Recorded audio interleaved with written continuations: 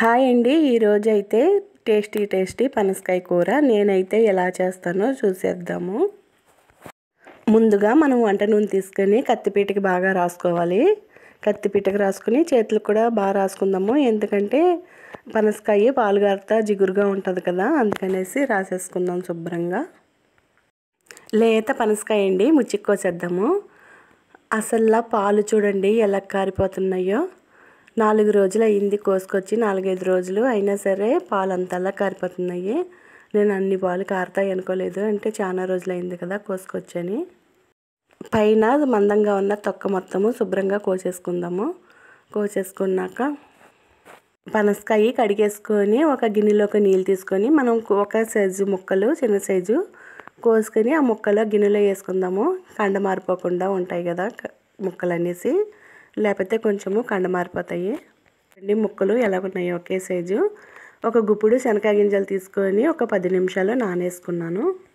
తాలింపుకి కావాల్సిన మసాలా ఆవాలు, జీలకర్ర, జీడిపప్పు, లవంగాలు, బీ లీఫ్, దాల్చిన చెక్క, కరివేపాకు తీసుకున్నాను.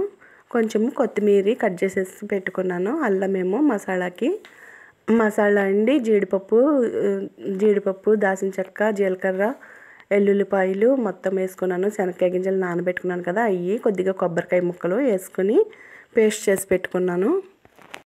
పండుమిరగాయలు ఒక 4 కట్ చేసి పెట్టుకున్నాను పొడుగ్గా. ఉల్లిపాయలేమో సన్నగా చిన్న ముక్కల కింద తరుక్కున్నాను.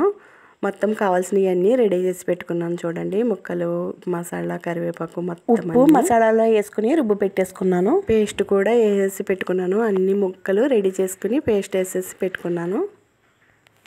పనసకాయ పిన్ని వాళ్ళ తోటలోంచి కోసుకొచ్చి 5-6 రోజులు అవుతుంది, అయినా కానీ అన్ని పాలు కారిపోయినాయి. అంత ఫ్రెష్ ఉంది, చెట్టుది కదా. నూనె కాగిపోయింది. తిరుమాత గింజలో వేసేసుకుందాము.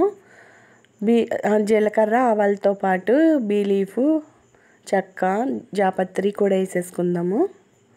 మసాలా ఐటమ్స్ వేసుకుందాము. పనసకాయ కూర చికెన్ కూరకి ఏమీ తగ్గదు, అందుకని మసాలా సామానాలన్నీ వేసుకుంటున్నాను. తిరగమాత గింజలు ఎగిపోయాక పొడుగ్గా కోసుకున్న పండు మిరపకాయలు కూడా వేసేసుకుందాము. కొద్దిగా ఇంగువ కూడా వేసుకున్నాను.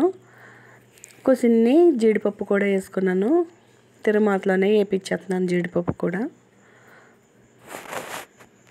కసిన్ని జీడిపప్పు తిరగమాతలోకి, కసిన్నేమో పేస్ట్లోకి వేసేసుకున్నాను.